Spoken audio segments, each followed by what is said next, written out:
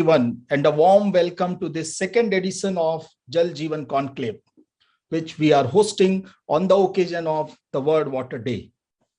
I am Kamal Narayan, CEO of ISW Council, India's premier institution for health awareness, advocacy, and behavior change. Water is the most critical precondition for life and health, and therefore is a focus agenda for the ISW Council that advocates for good air, good water, good food, good health care for all. Friends, humanity in today's world is at a real inflection point of a global water crisis, and if we are not careful, we may get ahead of our ability to manage this massive crisis sooner than later. The fear of reaching to the day zero, when the water taps will run dry and the people will have to start queuing to have their daily quota of drinking water, has been quite palpable in the world for some time now. But in a nation like India, this situation has been experienced by millions every day, both in cities and in villages, where tap water remained nothing less than a dream, and a dream that no one dared to think of ever realizing. And then comes the most ambitious Jal Jeevan mission launched by the Government of India on August 15, 2019, with an aim to provide every household with piped drinking water by year 2024. This mission, which holds the key of transforming the quality of life for billion-plus population, has made extraordinary progress since its launch. And as we speak, this game-changing initiative have already ensured tap connections to nearly 47% of rural households. This number is in fact huge if we recall the NSSO's data from the year 2019. The report highlighted that only one or less than one in every 5 households in India had piped drinking water connection. In cities, about 41% households get piped water, but as we move to the villages, the number dropped alarmingly back then. Only 11.3% households there receive potable water. So the latest figure, because of Jal Jeevan mission, speak for themselves, and therein lies the success of this critical initiative. But if the above data makes us feel contented with how things are shaping in terms of achieving an universal access to water and sanitation, we must admit that there is still a long way to go before we are able to ensure availability of life-giving water to every home. And to understand why it is extremely urgent and critical, let us shed some light on the untold burden caused by unsafe water to Indians every year. The reality is grim and not easy to digest. Annually, about 37.7 million Indians are affected by waterborne diseases. 1.5 million children die of diarrhea, and 73 million working days are lost, leading to an economic burden of around $600 million a year. Therefore, ensuring safe, clean water to every household in our country is more of a responsibility, and without this, the idea of building a healthy and productive India will always remain far from reality. So to understand how Jal Jeevan mission can be further strengthened to facilitate the making of an Ayushman and Sashakt Bharat, today we have some of the most renowned and esteemed dignitaries and panelists with us who will shed light on not only India's current water needs, but also advise us the steps we need to take for the road ahead. So our chief guest for the session today is Sri Bisweswar Tudu, Honorable Minister of State, Jal Shakti, Government of India. He is also MOS for the Tribal Affairs. In his long and illustrious career as politician, Sri Tudu has also earned the reputation of a social worker of repute. The guest of honor for today's summit is Sri Kesav Mahanta, Honorable Minister of Health and Family Welfare, IT, Science and Technology, and Climate Change from the Government of Assam. He is a veteran politician and also known for his work in the area of students' welfare and social work. We are also joined by Sri Rajiv Yadav, Chairman of Brahmaputra Board, Government of India. Mr. Yadav is an Indian Administrative Service Officer who has served in the northeastern state of Assam in various important assignments. He has also been previously associated with groundwater, minor irrigation and rural development departments of the government of Uttar Pradesh. And in his 3 decades long stint as a senior administrative officer, Mr. Yadav served the government of India in various noteworthy positions. We are also joined by Mr. Avinash Misra, advisor for water, tourism, culture, Panchayati Raj and land at Niti Aayog, Government of India. A civil service officer, Mr. Misra has close to 3 decades of experience of serving in various important capacities under the Government of India. Mr. Misra currently is working with the premier think tank of the government, the Niti Aayog. He is also engaged in the development plans and proposals for many state governments in areas such as tourism, culture, and water resources sectors. And along with these esteemed personalities, I am also joined with another very special guest today, Dr. Liav Asaf. Dr. Liav is the new Israeli water attaché in the Israeli embassy at New Delhi.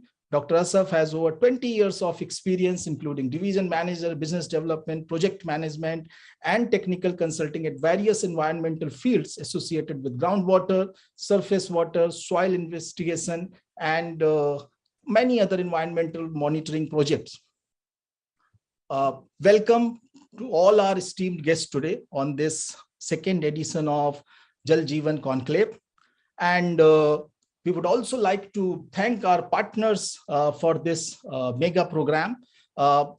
Schneider Electric, who is our water partner in this program, and also many of our supporting partners, Brahmaputra Board, National Water Development Agency, National Institute of Urban Affairs, Faridabad Smart City Limited, Agra Smart City Limited, and District Administration of Bhandara, Maharashtra. So before we request our guests to share their thoughts today, I would request my team to play the glimpse of our first Jal Jeevan Conclave, which was held last year on the same day.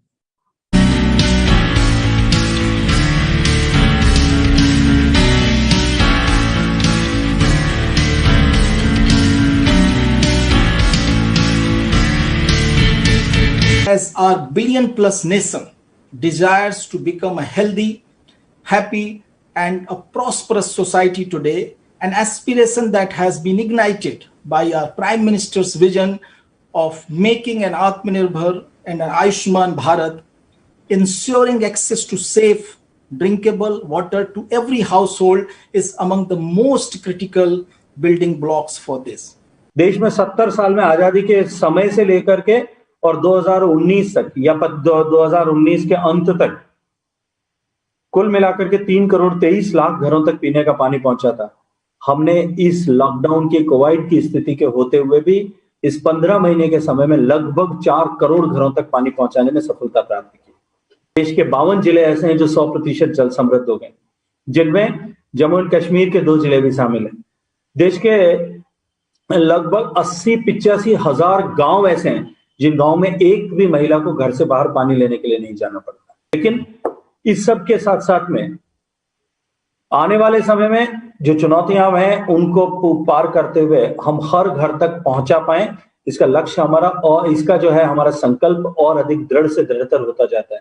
किसी भी ऐसे काम को पूरा करने के लिए सबसे पहली आवश्यकता होती है पॉलिटिकल विल। दूसरी आवश्यकता होती है पब्लिक स्पेंडिंग की, कि देश की सरकार पैसा खर्च करे, राज्य की सरकारें पैसा खर्च करे, उस क्षेत्र में निवेश हो। मुझे अत्यंत प्रसन्नता है कि 3,60,000 करोड़ रुपए का ये जो जल जीवन मिशन का कार्यक्रम है, इसमें देश की सरकार राज्य की सरकारों के साथ में इसे पूरा करने के लिए पूरी ताकत के साथ खड़ी है। Good water is a good health is also good life. In our country, what we need is how to have very affordable toilet and very affordable water supply of high quality, but by using appropriate technology or low-cost technology. If we have created the problem, we are the solutions to the water crisis, and the time for this to act is now. Our job is to get everybody work together from all different sectors so that we are able to be very efficient rather than working alone. हर पांचवी बीमारी पानी से संबंधित है और हमारे देश में जो डिजीज बर्डन है वो दुनिया में जितने भी देश हैं उनके डिजीज बर्डन में काफी आगे पहुंचता है। जल ही जीवन है, जल से ही कल था, जल से ही आज है और जल होगा तो कल होगा, नहीं तो कुछ नहीं होगा। In the Jal Jeevan mission, I think this will be a very critical factor for its success. I mean, we can very easily, lay down the engineering design of how we want to supply water from point A to point B. And I think the success will lie if we are able to enable, as I said, our Gram Panchayat, our people on ground who are able to maintain it and sensitize them enough to be part of the system by making them realize the value of water and bringing that, moving it from that commodity approach to a valued resource approach. I think that any people-centric solution that gives a role of the people to play in the overall water governance and overall water management at the local level, whether villages or urban areas, is something which is non-negotiable if you're looking for a sustainable water supply systems, etc. As of August 2019, before the Jal Jeevan mission was announced, only 16% of the households, so only 3 crore of the households used to get their water directly from the taps. With the announcement of this Jal Jeevan mission, so from 16% now we have come to 37% in last 1.5 years.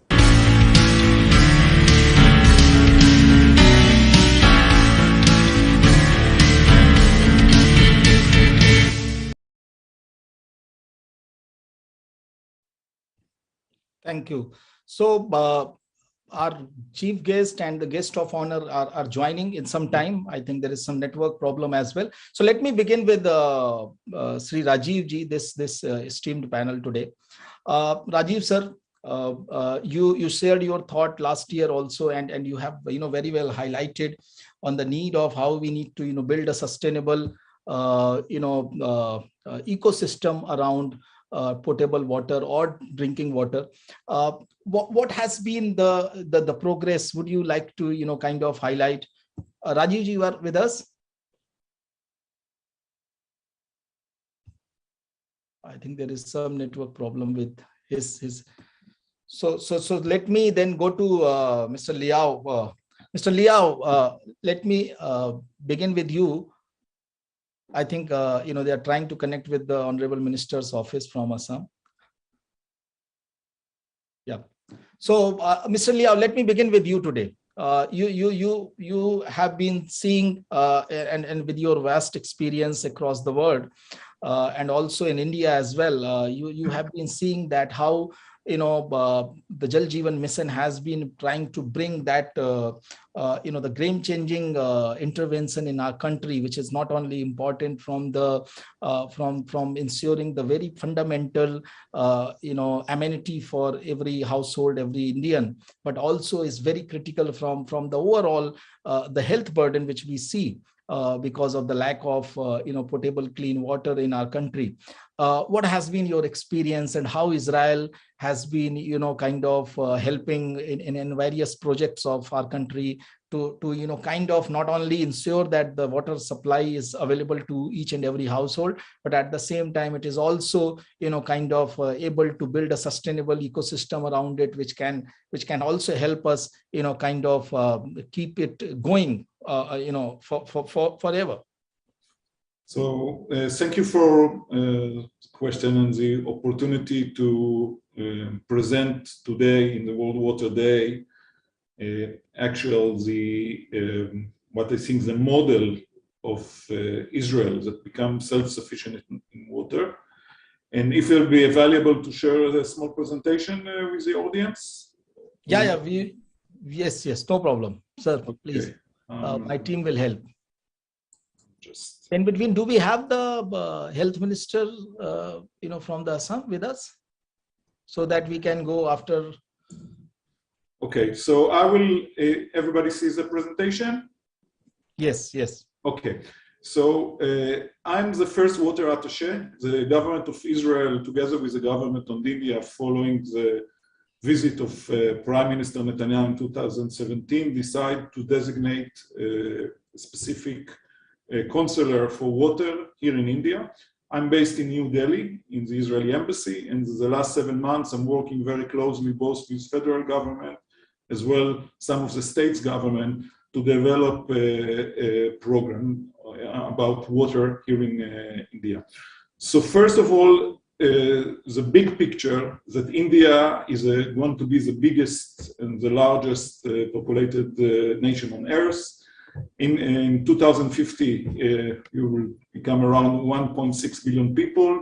And the big question, how India can supply water needs for domestic agriculture, industry, energy production, and do it all this by sustainable model. If we look at the picture right now in India, so 54% of India is facing high to extremely high water stress. And there is a lot of issue, not only for water supply for domestic use, like the Jal Jeevan mission is dealing with, but supply to agriculture and to industrial and ecological and so on. And so there is a need to take into account climate change that will reduce the available water, as well some high economic development that increases standards of living in water consumption. If we compare Israel to India, India is a large country with a lot more population, so the factor is about 100 to 50 in population and about 170 in the area. We are only 9.4 million people today. However, Israel have very self-sufficient water supply system, 24/7 supply for all end user. We are recycling more than 90% of our wastewater, and we are very efficient of how we use water, both in the agricultural and other urban sector as well. For example, you can see that for per capita usable fresh water in India have 3.5 times more. However, for agriculture, it's even 8 times more. That means that we are using the water very, very efficiently. And the big question, if India can adopt this kind of methods. So first of all, I would start to say that Israel is very straightful country in terms of water resources. Half of the country is considered to be a desert with less than 500 millimeters a year.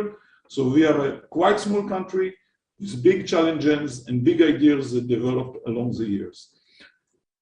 The first and maybe fundamental difference is that Israel, the country water resources are public property, controlled by the government, and these terms apply to all water resources: springs, streams, river, groundwater, reservoir, surface water, groundwater, but even natural or artificial sources like wastewater or urban drainage are considered to be property of the government and controlled by the government. And the other difference is that we have one authority, water authority, that take into account all the different stakeholders from the Ministry of Agriculture, Ministry of Water Resources, Ministry of Interior, and they entitled to not only design and regulate the system, but to allocate and get a specific price for each end user and a quota for each end user. Parallel to that, we develop a lot of technology, from desalination that was developed firstly in Israel, drip irrigation in agriculture, recover water and leak detector and analyzes system for urban water management, and of course, very promote IT technology that have a lot of influence on how we manage our water resources.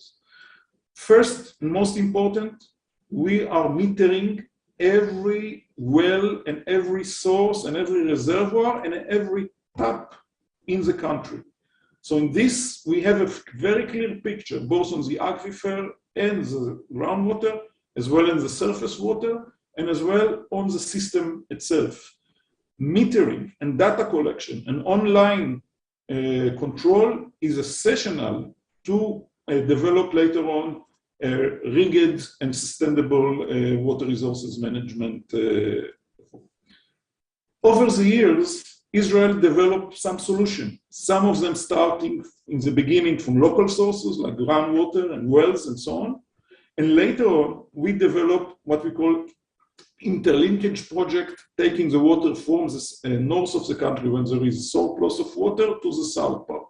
But this is not enough. What you can see in this graph, that the 1,500 MCM a year, that was about the natural replenishment. In the beginning, in the first few decades of Israel establishing in 1948, very similar to India, we were overuse of water resources. Natural resources were not enough to supply the water needs of the country. So we start to develop in the beginning recycle of wastewater, and now we are 90% are recycled, and 95% of the wastewater are treated in the country. But this was not enough. And in the last 15 years, we developed desalination solution, and now 80% from the Israel water is allocated for public use for domestic supply are coming from desalination. That means that combined the desalinated and recycling water, 50% of all water users are man-made sources, not connecting to any kind of climate variability, not connecting to any kind of limitation by natural resources. That means that we create an ability to promote our agriculture, to promote our water use in sustainable ways for the next generation as well. This, of course, costs a lot of money, but Israel has some kind of circular economy that the Israel end consumer pay the full price, both of water infrastructure as well as operation and maintenance. And this is, I know it's a little bit different here in India. What are the main features that I think are unique for Israel? So we talked already about desalination, about metering, about drip irrigation and associated precise agricultural irrigation. That's our taking into account highest efficiency. Non-revenue water and leak detection, for example, in India, we're talking about 40% of the water are non-revenue water, or they are either leaking or consumed by unauthorized sources. In Israel, we're speaking about 5 to 7%. And this is achieving in the last 10, 15 years through technology, as well as IoT and online monitoring devices. Reuse of wastewater and pressure and energy management are some of the key areas when Israel developed not only the technology, but the regulation and the management as well. Sewage water recycling. So it's not only about technology. We have standardization, we have a regulation for that. And the bottom line is that Israel went to treasury level reuse of wastewater in order, the treating, it was treasury level, in order to irrigate any kind of crop. So right now, we irrigated capsicum, we irrigated lettuce, we irrigated any kind of vegetable, not only shrubs or trees, but any kind of commercial agricultural product is now done by recycled wastewater. And of course, the agricultural sector adapt to this kind of water and actually very happy to receive them because they are allocated year round with no depend on whatever any kind of climate variation. We develop infrastructure on a very larger scale of 200 kilometers with big reservoir, with big conveying line, so taking the entire wastewater for Tel Aviv region down to the south. But parallel to that, there are many small, what we call decentralized systems. So we have variety of scale to achieve like distributed and decentralized system from household, neighborhood to a full community solution. Another area is drip irrigation. Israel developed this technology and now it's a worldwide, and every crop, any topography, any climate, including here in India, not only for cash crop and horticulture, but as well for rice, as well for sugarcane, a lot of solutions that are good. And the big picture, are this type of solution are suitable for India? And this is something that I want to make some details on that. And I think the bottom line is yes. And if you can look what happened, for example, with micro-irrigation in India, this table presents the last summary from last year of all drip irrigation projects across India. Overall, we're speaking about almost 20% of total area under irrigation is by micro-irrigation. In Israel, there is no 1 acre of land that is not under micro-irrigation. We cannot afford to use flood irrigation anywhere in the country. And there is still, of course, a big potential. Some of the southern states of India, like Karnataka and Gujarat, already imply a very large-scale micro-irrigation project. However, in the northern part of India, there's still some room to improvement. And I think it's not only about technology, it's how technology is going to be in for the Indian farmer. For example, what I can show you here is what you see the common practice of India is to building usually surface water reservoir, and by allocation of flood irrigation or either canal or pressurized pipe to the Indian farmer. What you can see is that efficiency can be up from 40% or less than 40% by flood irrigation. By using micro irrigation in full scale and pressurized system, you can reach 90% efficiency. That means that in each land, you can either reduce water consumption by 50%, and still India, 85% of water are going to agricultural sector, and either you can double the irrigated area under the same source of water. Another main issue is how actually the tender and actually how governments, both states and federal governments, support some of this irrigation project. And I think the bottom line is that you need to have what we call including the last mile. Many projects going now on flood irrigation or either pipe distribution network, but they are not including the last mile, that including the detailed design and allocation of the system in the agricultural sector. Farmer alone cannot come with and adopt this kind of system. They need the full support of the government, and I believe that working with the farmer community and develop the full-scale potential of drip irrigation and micro irrigation will be a solution to decrease the amount of water that allow to have higher efficiency. Another technology that is very important is called precise agriculture, precise irrigation. This technology developed in the last few years, including satellite image that can be downloaded by the individual farmer for the 1 acre land. This is, for example, Mana solution, that companies that working under River is here in India.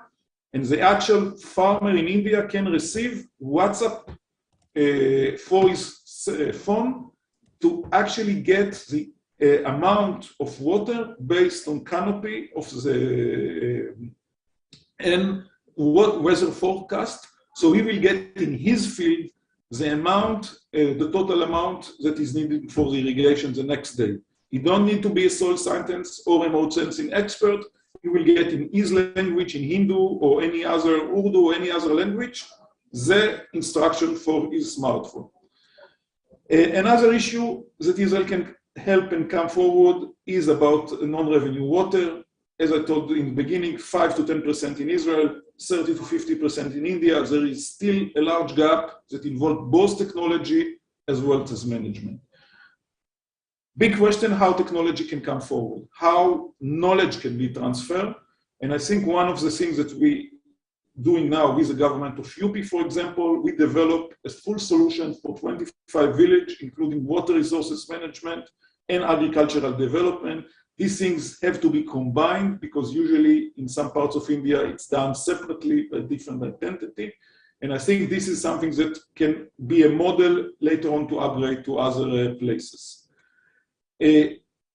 I think I want just to sum up that management of water resources, including integrated water supply for all sectors, including nature, is something that is needing on the larger picture. Advanced irrigation and farming practice could be another issue, another area of development. Reuse of wastewater for agriculture and industrial sector. I think this still a big potential.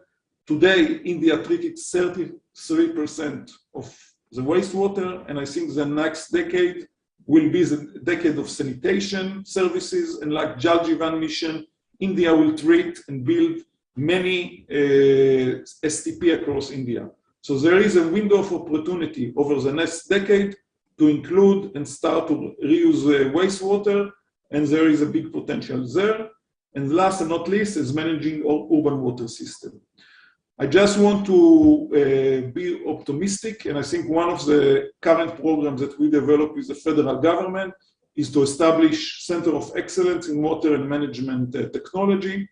Hopefully, over the next year, we can announce and developing this for a full scale, that including capacity building, training, R&D and academic operation, pilot project, and some exhibition for the Israeli industry.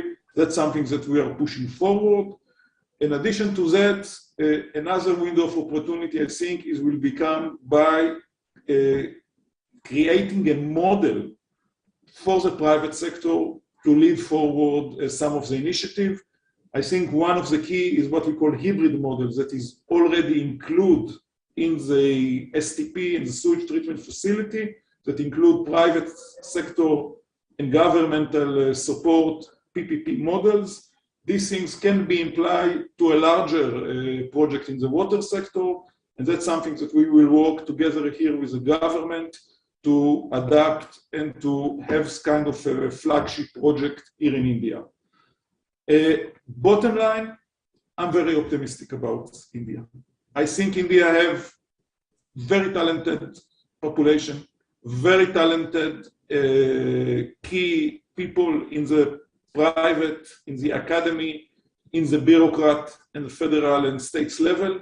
And I think working together with a proud and strong nation like India, I'm sure that we can develop the right solution and the tailor-made solution for India.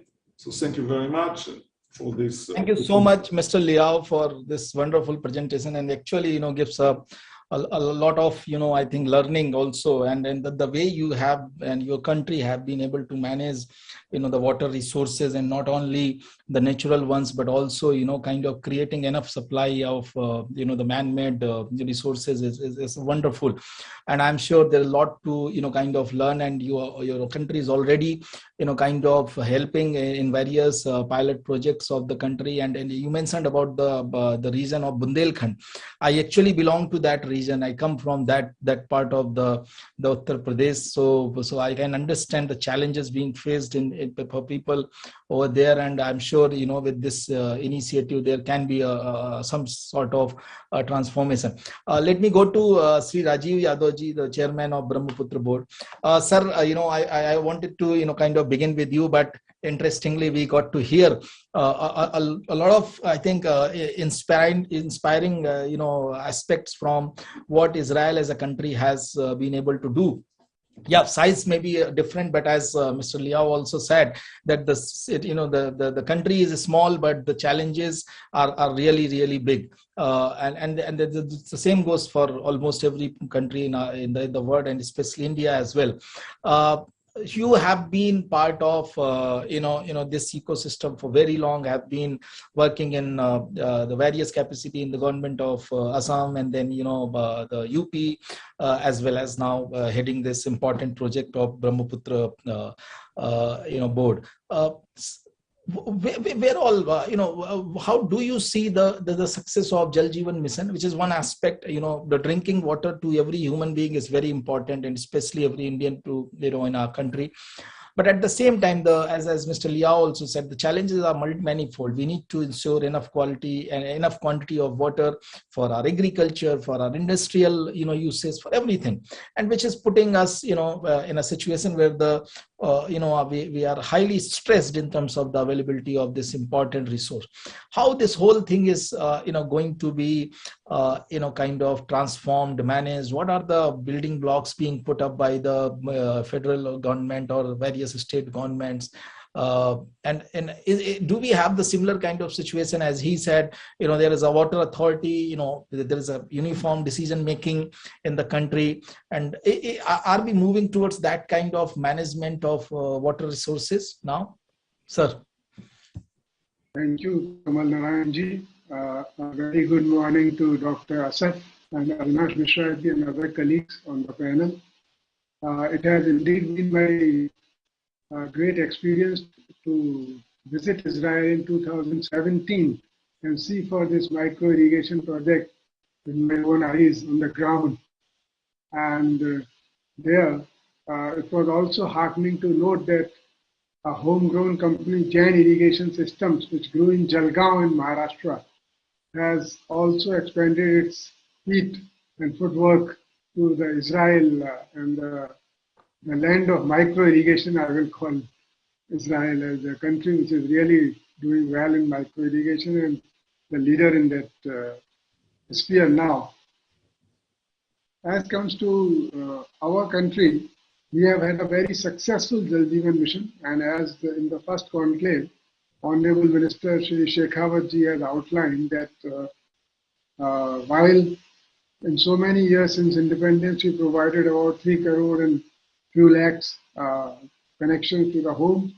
In last few years, we have been able to add about 4 crore connections. So it's a stupendous achievement in terms of numbers and the reach that is taking place now under Jal Jeevan Mission. And this project has been brainchild and inspired by the vision of Honorable Prime Minister. And I have seen Shekhawat ji touring states every month to monitor this project and the kind of focus that it's been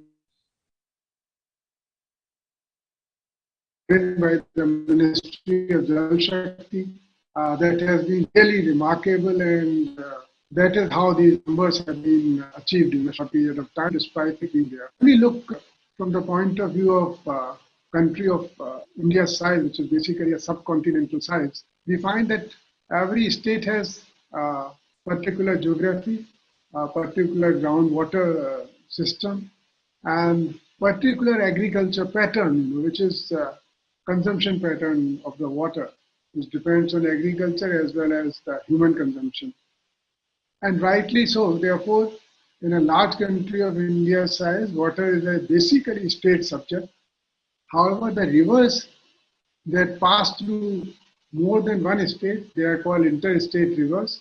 And interstate rivers come under the federal government jurisdiction, union government jurisdiction, and any project being done on an interstate river requires union government's approval.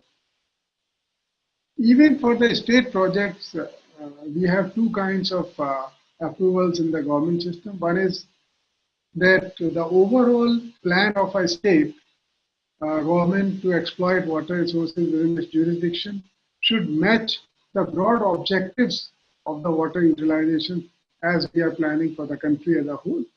And to that aspect, projects above a certain amount of investment are vetted by Central Water Commission, which is a apex technical body for water projects and water resources projects, and they monitor these projects and they vet these projects, the technology and the way it is being adopted.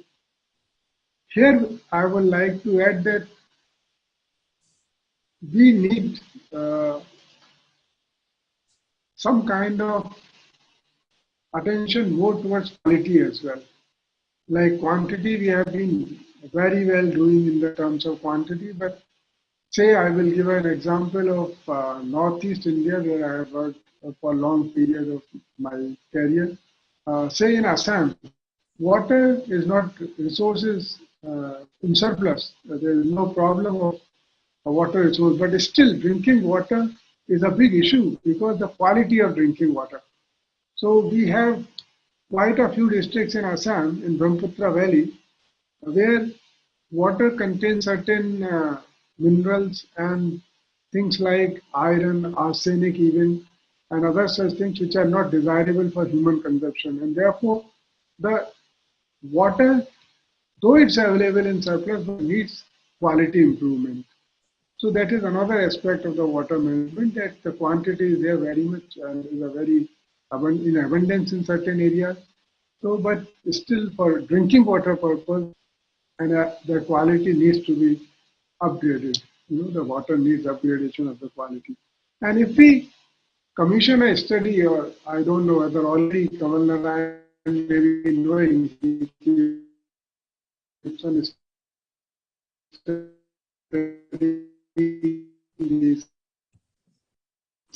sector study where already established if water quality of drinking water was above a certain standard. Because most of the diseases in our country are waterborne, and it is because of the quality of water. And these diseases affect the digestive system in the human beings. And digestive system, as we know in our Ayurveda, I am going now towards the traditional medicinal system, Indian medicinal system. According to Ayurveda, digestive system is the key component of the health in a human being. If your digestive system is all right, then your other systems like the cardiovascular system and neuro system and other systems will work much better. And if your digestive system is not working well for many years together, then other systems will get affected and you will get other diseases as well. So that is what the wisdom of Ayurveda tells us. So therefore, drinking water quality is of paramount importance for healthy human beings and healthy citizens. And healthy citizens means the healthier citizens can contribute more to GDP. Gross domestic product will depend on how many times a person falls sick in a year. I have workers who keep on falling sick because of poor quality of water, drinking water, and they fall sick maybe 3 or 4 times a year. Whenever there is a climate change or weather change, they fall sick, and therefore they are not available for the production. So therefore, the loss that is accrued to the economy because of lower quality of drinking water needs to be measured and needs to be quantified so that we can understand this very well, that how much importance is the quality of water. Another aspect that from micro irrigation we can, as we saw in the presentation made by Dr. Asaf, that if micro irrigation or drip irrigation is adopted on a large scale for agriculture, and we try to replace it from the traditional flood irrigation method, then we will have to also rethink at the design of our dams and other such water resources projects, because right now we create the capacity of dam to make both power as well as the water requirement. And water requirement comes from the flood irrigation system requirement. That means we make canals which are open. But if this canal system was replaced by a drip irrigation system, whole scale, not partly, okay, then in that case the requirement of water for irrigation will come down substantially from a dam project. And therefore, the reservoir capacity required may be much less. Height may be required for the power purpose because we need the draft to produce the electricity. But the absolute quantity of water that we want to retain behind a dam structure will be much less in that case, because we'll be going for a more efficient system of irrigation, as we have seen just now in the presentation made by Dr. Asaf. And some of our states are already adopted a large like in Maharashtra, I saw 58% drip irrigation system. Karnataka also very good percentage, and Tamil Nadu very good percentage. So some of these states are already adopted. So it's a question of just creating some incentive bound program by which other states could also move more. And even in larger states like Uttar Pradesh, there are regions like Bundelkhand, as Kamal Narayan said, and from where he comes. And I have also traveled in that area to Jhansi and to Urai and places like that, Banda. And we know how scarce is water there. And therefore, the same system, even in Uttar Pradesh also, there can be a hybrid system. There can be two systems. There can be a irrigation system in Tarai region where it's very rich in water resources and rainfall is also very heavy. Maybe there we are having problem because of canal irrigation, which is creating salinity in the soil. So we can have hybrid system in the same state also, and hybrid policy for large states like Uttar Pradesh, because there the geography varies from region to region. So therefore, there are two aspects that we can think of now when we think on Water Day about Jal Jeevan Mission and other aspects of our water resources management, that how much cooperation can come between states and union and among bordering neighboring states on the usage and sharing of water resources. And that would be really bring kind of more federal brotherhood in the country. And second aspect is, high aspect is quality. Now, quality of drinking water, that, and whether we should whole scale adopt only the piped water supply scheme, or we can have some other systems also in that. Because there are regions of the country where some other systems can be adopted, and it could be even a hybrid system. It need not be entirely a piped water supply scheme. It could be partly piped water supply scheme and partly small canals which are made by lining with natural materials itself. Natural materials like, I will say, clay tiles and things like that, which are made from soil only. Say, if we break a clay pipe into two halves, and I'm just citing for example, it can become a very good lining for a small channel in hilly areas which can carry water under gravity itself.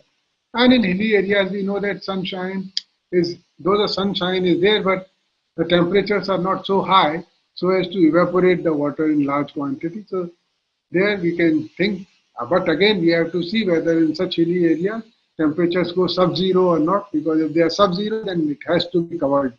Okay, it has to be then full pipe.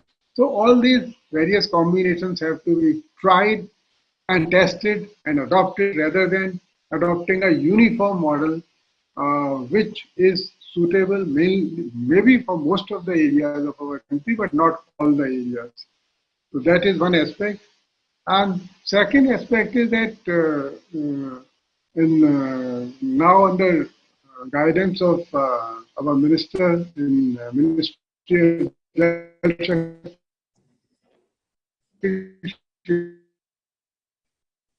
Sir, there is some disturbance at your end on the line. Sir, are you there? Okay, let me go to Avinash ji.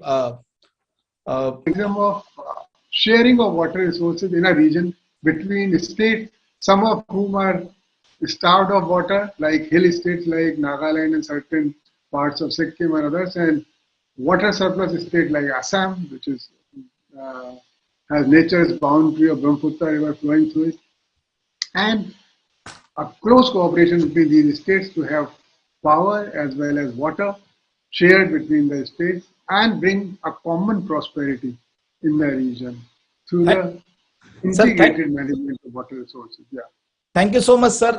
Actually, in between, we lost a few thoughts from your side because of the connection problem, but we got it. It requires a multi-model system when it comes to the efficient management of water resources, as well as also kind of addressing the challenge of unavailability of quality drinkable water for every household. And there also you are suggesting that there can be a different models for that else also. It may not be feasible or maybe necessary to have a piped water, but that too also need to be kind of looked into. Let me go to Avinash ji now. Avinash ji is kind of isn't that the helm of affair, the institution which is now driving most of the federal policies of our country, the Niti Aayog. Avinash ji, the Jal Jeevan mission has been definitely a great intervention and has shown remarkable success. From the health advocate point of view, we as citizen definitely believe that every citizen of this country should get the quality drinkable water from the tap in the convenience of their house, so that a lot of disease burden can be addressed. At the same time, we can also address a lot of those productive hours which are spent at all age groups in just fetching water, which has been a big social challenge as well in our country. Many times this work was kind of done by women of the house or the children also of the house, largely. So how Jal Jeevan mission is now kind of progressing? What do you see? Are we kind of going to achieve the target of Har Ghar Jal by 2024? We have lost, though the Honorable Minister last time very clearly highlighted that despite the COVID years, we have been able to continue our stride. How do you see? Are we kind of going to ensure that Har Ghar Jal in the 2 years to come from now? Thank you very much. Before the start, I would rather say that we are certainly going to achieve Har Ghar Ko Jal by 2024, despite of all the constraints posed through the international scenario. Because of the pandemic, we are still on track to achieve it. Anyway, this is what the pointed answer of your question. But before that, let me formally start. Honorable Minister of State for Jal Shakti, Shri Vishweshwar Tudu ji, Honorable Minister for Health and Family Welfare, Government of Assam, Shri Keshav Mahanta ji, Chairman Brahmaputra Board, Shri Rajiv Yadav ji, then Water Attaché Embassy of Israel, Dr. Lar Asaf ji, and I would say rather his presentation was very much informative, and it's a very good comparison what he made with India vis-a-vis the Israel. And we really will learn and will transform many things in our policy formulation. And also Mr. Kamal Narayan ji, CEO for ISW, for actually organizing this the webinar.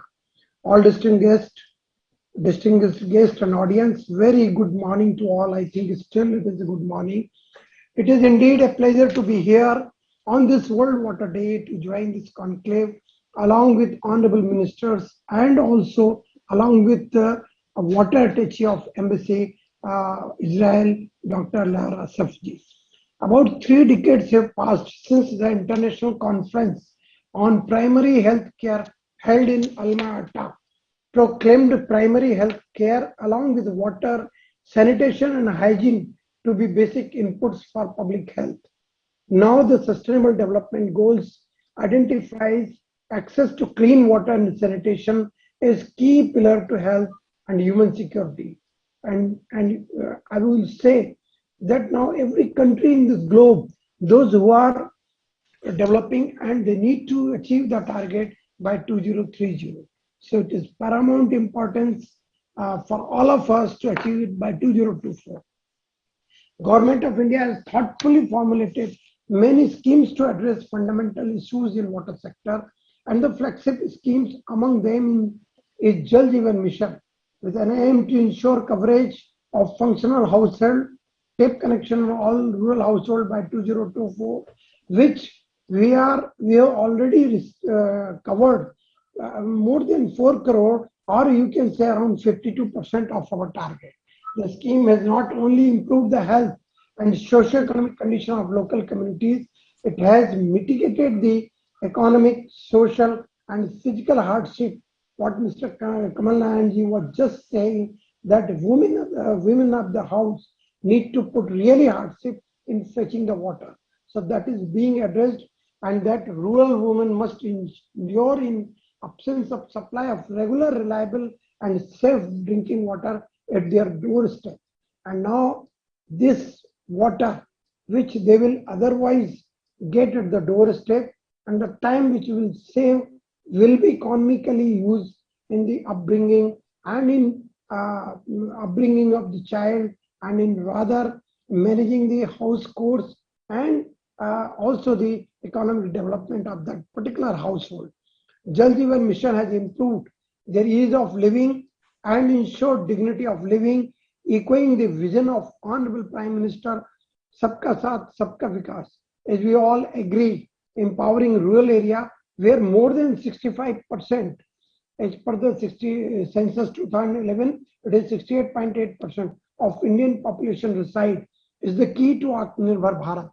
Through the scheme of Jal Jeevan Mission, 3.6 lakh crore rural household, urban 2.87 lakh crore, and Swachh Bharat Mission Gramin 1.4 lakh crore. This is the type of investment which we are making through these schemes. Means Jal Jeevan Mission around 3.6 lakh crore it is being invested in the rural India for the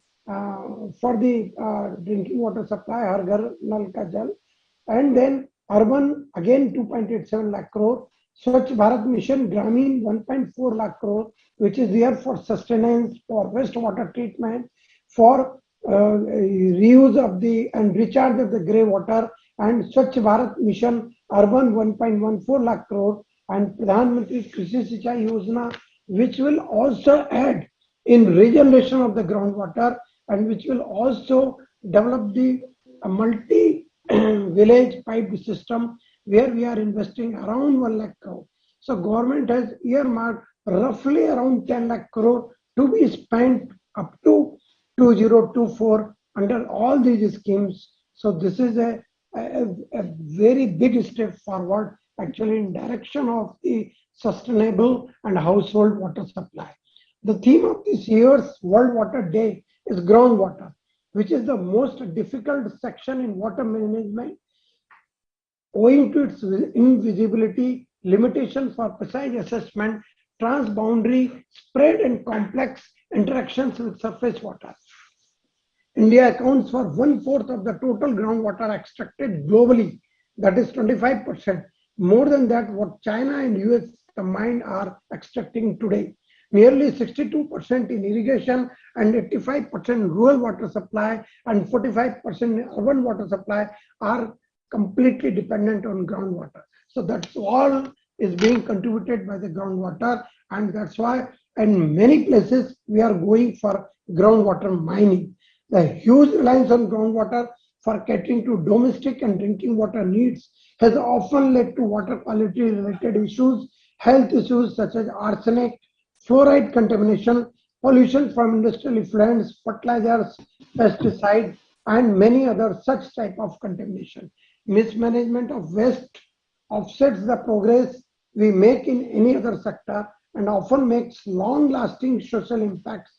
Imagine untreated water or carelessly disposed chemical entering a borewell and contaminating the whole aquifer in the region.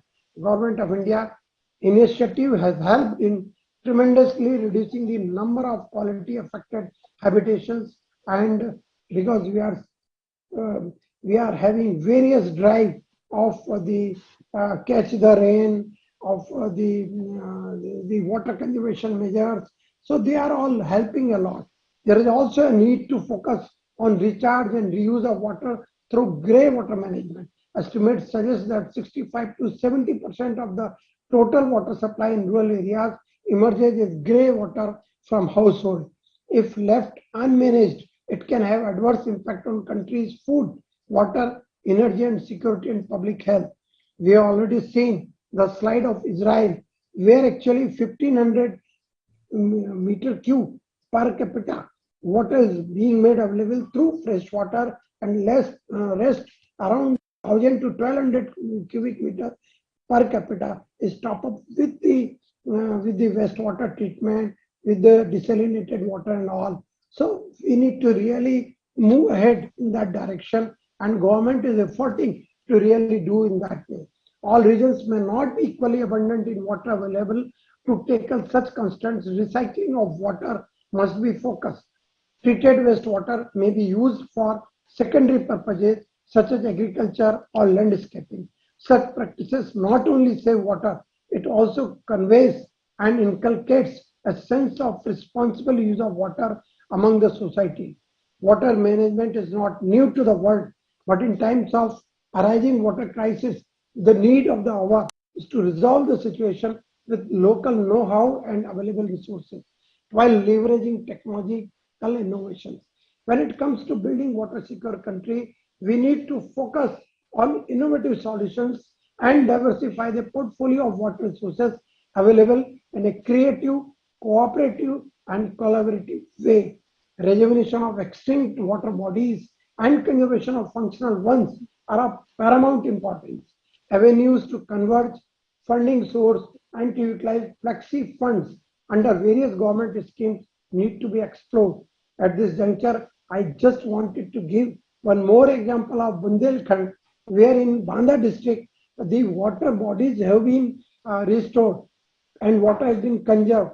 And the area where it was a water scarce, where at one point of time, water was being provided through the trains, through the railways. Now actually in that area, we are producing a lot of rices.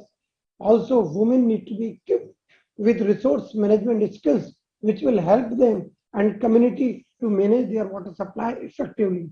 Ultimately, it should lead to a village level water budgeting and to identify the bottlenecks in ensuring uninterrupted supply of water. It is indisputable that the nation has witnessed a paradigm shift in water management through mission mode programs. A 10 lakh crore we are going to invest up to 2024. Increased budget allocation and near real-time monitoring and evaluation. I am optimistic that this conclave clearly conveys the message. Water is everyone's business, not just governments, and will help to bring in synergy among all stakeholders. With this note, I would like to close. Thank you. Thank you very much for giving the patience hearing. Thank you so much, Mr. Avinash, for really highlighting, and also on the very onset, kind of reassuring that this really a very critical mission of ensuring Har Ghar Jal, tap water, potable water to every household, every family, every person is going to be achieved, and that is going to be, I think, one of the most game-changing, most transformational step in the history of India, and obviously will be having its impact on multiple aspects, including the public health, the socio-economic aspects of the country, and the overall progress of this great nation. So thank you so much, all our speakers who joined us on this the first inaugural panel of the Jal Jeevan Conclave, the second edition of Jal Jeevan Conclave, which we are hosting on the day of World Water Day. And as the theme of this year's, been highlighted by Avinash ji, it's a groundwater. We all have the responsibility of ensuring that while the potable, clean, quality water reaches to everyone, we also need to replenish, ensure that the water, which is one of the only, and one of the most critical precondition of life, which is the most important peculiarity of our planet Earth, is well taken care of, is well restored, well preserved, conserved, so that each one of us and the many generations and all the generations to come are not struggling in the lack of this very, very important resource. So thank you so much, all of you. The next session will be talking more on the public health side of the water management and why it is important. That will be hosted by my colleague and media personality Anisa Nayyar Dhawan. Till then, I'll goodbye to all of you, and looking forward to interact with all of you again very soon on these important topics of public health, of the health of this nation. Thank you so much.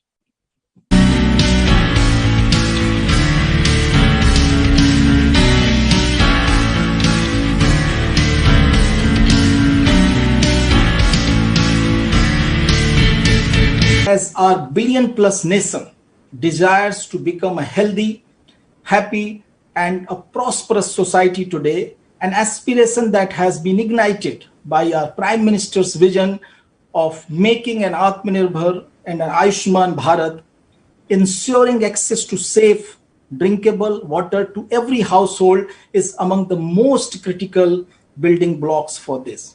देश में 70 साल में आजादी के समय से लेकर के और 2019 तक या 2019 के अंत तक कुल मिलाकर के 3 करोड़ 23 लाख घरों तक पीने का पानी पहुंचा था। हमने इस लॉकडाउन की कोविड की स्थिति के होते हुए भी इस 15 महीने के समय में लगभग 4 करोड़ घरों तक पानी पहुंचाने में सफलता प्राप्त की। देश के 52 जिले ऐसे हैं जो 100% जल समृद्ध हो गए, जिनमें जम्मू एंड कश्मीर के 2 जिले भी शामिल हैं। देश के लगभग 80-85 हजार गांव ऐसे हैं जिन गांव में एक भी महिला को घर से बाहर पानी लेने के लिए नहीं जाना पड़ता। लेकिन इस सब के साथ साथ में आने वाले समय में जो चुनौतियां हैं उनको पार करते हुए हम हर घर तक पहुंचा पाए, इसका लक्ष्य हमारा और इसका जो है हमारा संकल्प और अधिक दृढ़ से दृढ़तर होता जाता है। किसी भी ऐसे काम को पूरा करने के लिए सबसे पहली आवश्यकता होती है पॉलिटिकल विल। दूसरी आवश्यकता होती है पब्लिक स्पेंडिंग की, कि देश की सरकार पैसा खर्च करे, राज्य की सरकारें पैसा खर्च करे, उस क्षेत्र में निवेश हो। मुझे अत्यंत प्रसन्नता है कि 3,60,000 करोड़ रुपए का ये जो जल जीवन मिशन का कार्यक्रम है, इसमें देश की सरकार राज्य की सरकारों के साथ में इसे पूरा करने के लिए पूरी ताकत के साथ खड़ी है। Good water is a good health is also good life. In our country, what we need is how to have very affordable toilet and very affordable water supply of high quality, but by using appropriate technology or low-cost technology. If we have created the problem, we are the solutions to the water crisis, and the time for this to act is now. So our job is to get everybody work together from all different sectors so that we are able to be very efficient rather than working alone. हर 5वीं बीमारी पानी से संबंधित है, और हमारे देश में जो डिजीज बर्डन है वो दुनिया में जितने भी देश हैं उनके डिजीज बर्डन में काफी आगे पहुंचता है। जल ही जीवन है, जल से ही कल था, जल से ही आज है, और जल होगा तो कल होगा, नहीं तो कुछ नहीं होगा। In the Jal Jeevan mission, I think this will be a very critical factor for its success. I mean, we can very easily, lay down the engineering design of how we want to supply water from point A to point B. And I think the success will lie if we are able to enable, as I said, our Gram Panchayat, our people on ground who are able to maintain it and sensitize them enough to be part of the system by making them realize the value of water and bringing that, moving it from that free commodity approach to a valued resource approach.